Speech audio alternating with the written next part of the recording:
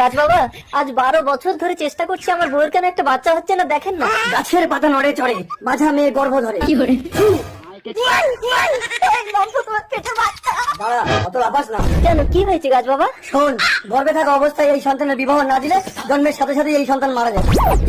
গাছ বাবা, কোথায় গেলে? আমার ছেলে হবে কি মেয়ে হবে আমি বুঝবো কি করে?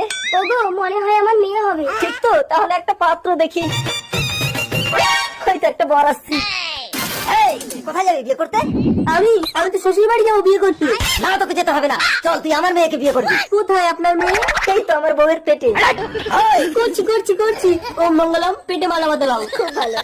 এবার আমি কি নিয়ে বাড়ি যাবো? বউ না নিয়ে গেলে তো মা আমাকে মারবে। ঠিক আছে, তুই আমার বউটাকে এখন নিয়ে যা।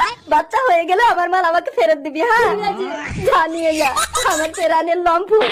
আমার বাচ্চা হবে। বাচ্চা হয়েছে? আর আপনিও শুনে রাখুন, যদি মেয়ে না হয় ছেলে হয়, আমি কিন্তু আপনার বউকে ছাড়বো না। আমার ছেলে হয়েছে।